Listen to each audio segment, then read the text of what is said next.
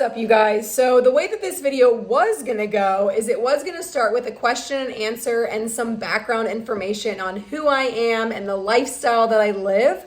Then it was gonna be followed by a day in the life 8 weeks out from my first bodybuilding show of the 2023 season. However, it ended up being entirely too long for my liking. I like to try to keep my videos anywhere from 20 to 30 minutes max. So instead, what we're gonna be doing is I will just be posting it in two pieces. So the first piece is going to be covering the question and answer and giving you guys a little bit more information on who I am. And then the second video that's gonna be posted not too long after is going to be the 8 weeks out day in the life. So thank you guys for being here, and I hope you enjoy.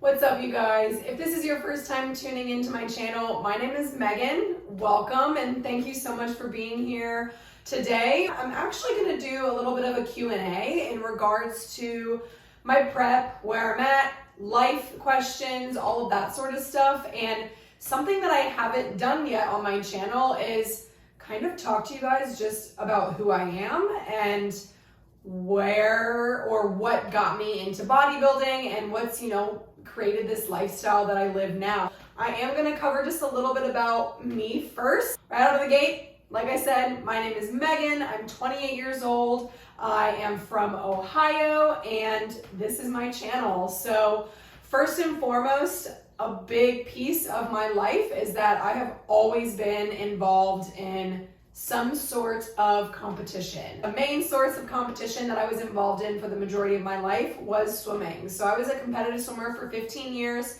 started at the age of 7, swam all the way through college. I went to University of South Carolina, go Cox, and swam for 15 years until I retired when I graduated from University of South Carolina. So that is kind of my athletic background in a quick scenario. Once I retired from swimming, life after sport was harder than I could have ever imagined. And it was definitely something that I was not set up for. I lost a lot of my identity because for 15 years of my life, I identified as a swimmer.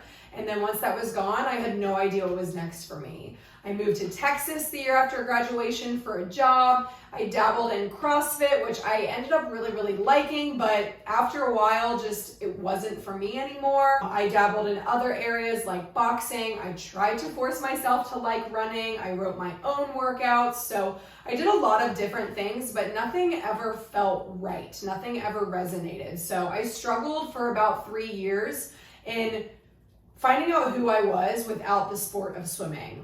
Actually, during the COVID shutdown, that I started writing my own workouts and then doing FaceTime workouts with friends and writing those. And then actually around the same time is when I hired my very first nutrition coach.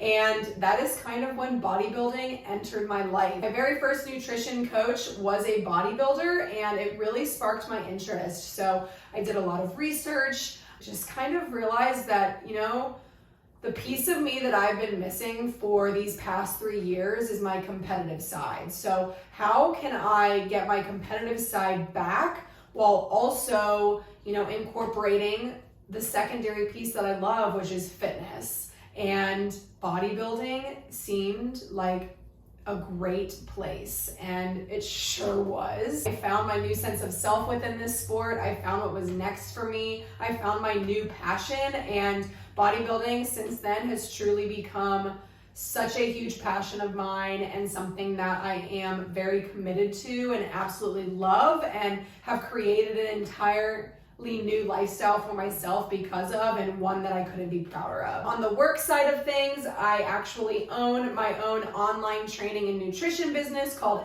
Fitness, which is for Mary Megan Fitness, which is my name. I created Fitness to help other retired athletes find their new sense of self in life after sport. During those 3 years where I was really struggling to find my next purpose, my next passion, or just what was next for me, I honestly felt very alone. I quickly came to realize that I wasn't alone in these feelings and decided that I really wanted to get my own story and my own voice out there to show other retired athletes that they are not alone either, and to show them that they don't have to feel lost, confused, frustrated for as long as I did. And so that's why I created Fitness, was to help other retired athletes find their new sense of self in life after sport. It quickly expanded, however, to me really working with individuals find their happiest, healthiest, most confident self in their own individual life. So we all go through different phases in life, and each phase can cause us to morph and change. And during those changing time periods, it can kind of feel like we're on, we're just reaching out for something. And so that is my base of Fitness, is to just help individuals find their happiest, healthiest, most confident self while living their most balanced life. So that's the background on my work life. Now, when it comes to just some little personal things about me and my personal life, I am married to Justin. You will see him throughout all of these videos. He's my #1 supporter, and quite frankly, I don't know how I got so lucky to have him in my life, let alone he really can put up with me, because let me tell you, I am definitely high maintenance. I am not one to not admit that, because I know it's true. So there's that. I have a dog. His name is Arlo. I have a fish. His name is Muscles. However, it's spelled like the sea creature mussels, not the mussels, just for a little pun. My favorite food is eggs. My favorite activity is, quite frankly, sitting on the couch and binge watching whatever TV show I have or whatever movie Justin and I put on. And like I said, I became a bodybuilder back in 2020, and that is what truly helped me refine myself in life after sport. I am on a team. It's called Fit Body Fusion. My coach is Shelby Pierce, and I could not be happier with the decision that I made almost 2.5 years ago now to join Fit Body Fusion and to have Shelby as my coach, because it is a wonderful, wonderful community, and I just couldn't be more thankful. Now, let's go ahead and dive into some of the questions that you guys have.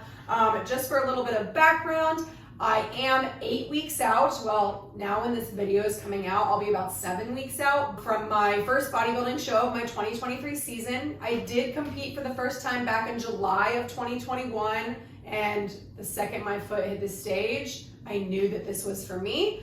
And so I cannot wait to get back up on that stage and just do it all over again. Let's go ahead and get to your questions. They are not in any specific order. I'm just gonna read them off. So the first one, how often do I change up my workouts? So like I said, I work with a coach, so I am the executor. My coach is the planner. She helps me to learn and grow my knowledge through it all. We rarely change up programming because the body responds best to consistency.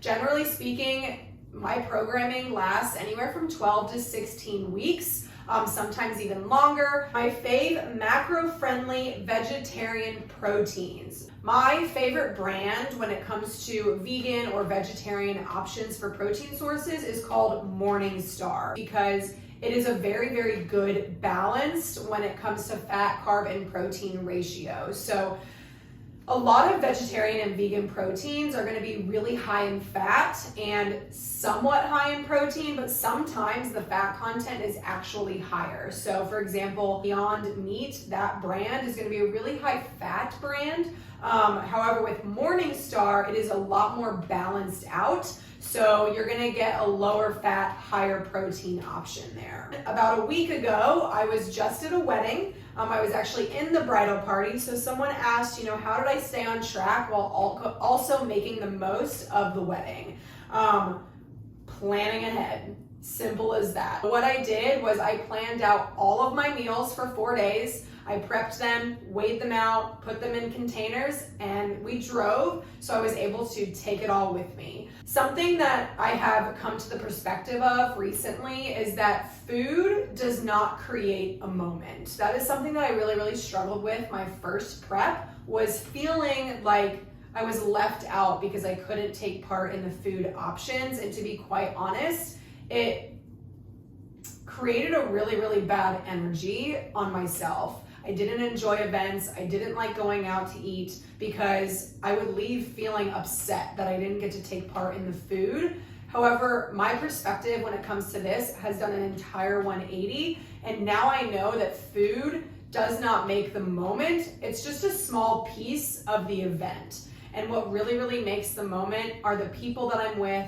the memories that are being shared, the laughs that are being created, and the new memories that are also being created. So when it comes to staying on track and making the most of this wedding that I went to not too long ago, it was one, pre-planning. I prepped all my food, had it all with me whenever I needed it. I found gyms ahead of time so I could get in my workouts, and then embracing the people, the environment, and my surroundings rather than putting all the focus or really any focus on the food. And actually, next week's video is going to be covering how I approached the wedding. So make sure you tune into that.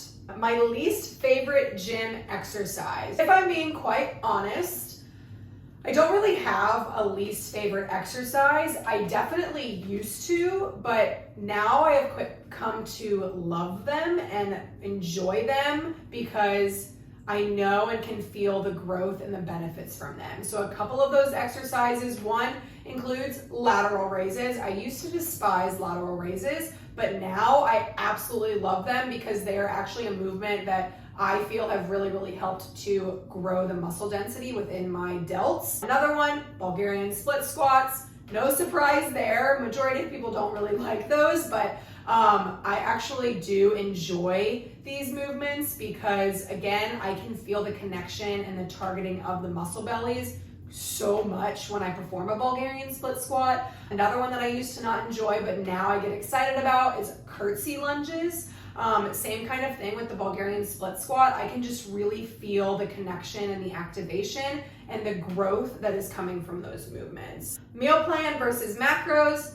I'm on macro base. I really enjoy macro base because it allows me to pick the foods that I love and enjoy. So plain as that. Green flags when picking a coach. These are my top three: communication, honesty, and connection. So open-ended communication, okay, feeling like your coach is able to communicate fully to you.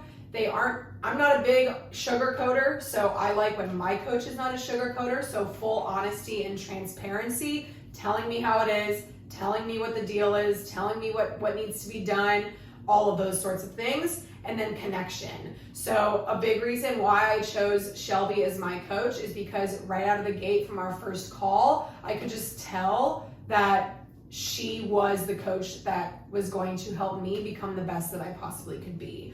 She is not a sugarcoater. She is honest. She is open. She is communicative. She responds very, very quickly to any questions, to check-ins, to anything that I have. And you know, she isn't afraid to just say it how it is, which I absolutely love. I actually have a very good memory from my first prep where I was really in my own head, and I texted Shelby and I was just like, you know, this is how I'm feeling, like this is what's going on through my head, and she flat out was just like, what are you so afraid of? And it was in that moment that I was like, she's right. What do I have to be afraid of? And perspective shift. So I'm just so thankful for Shelby, and those are my top three when it comes to green flags in a coach. How did my friends and my family first react when I told them about getting started in bodybuilding? Honestly, supportive, not really sure what the sport was essentially. So, you know, they were just kind of like, oh, that's awesome, like sounds great. That's kind of as simple as it was. When it comes to my husband, him and I really did sit down and talk about it because competing is not a cheap sport. It is expensive.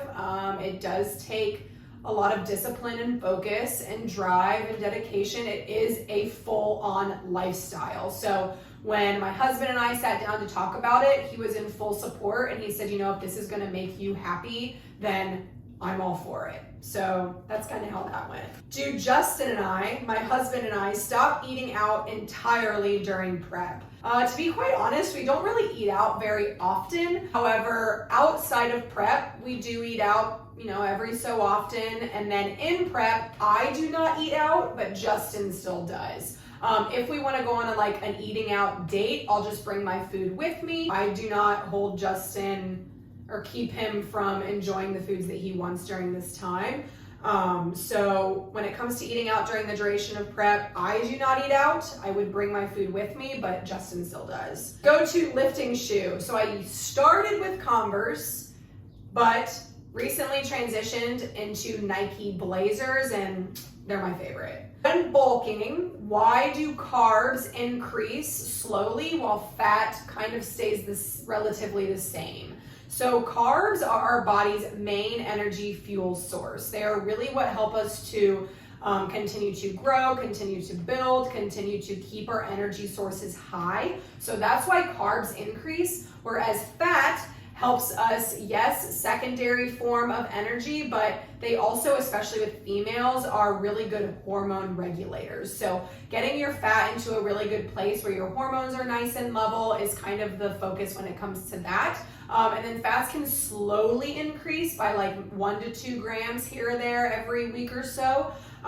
Whereas carbs are going to increase a little bit more at a little bit faster rate. How low do my calories get during prep? This is very specific for each individual. My very first prep, we had to really deplete. So I actually got down to 1,100 calories in my first prep. This time around, we'll see where we're at. Do I ever feel judged when I bring food with me somewhere or I deny someone offering me food?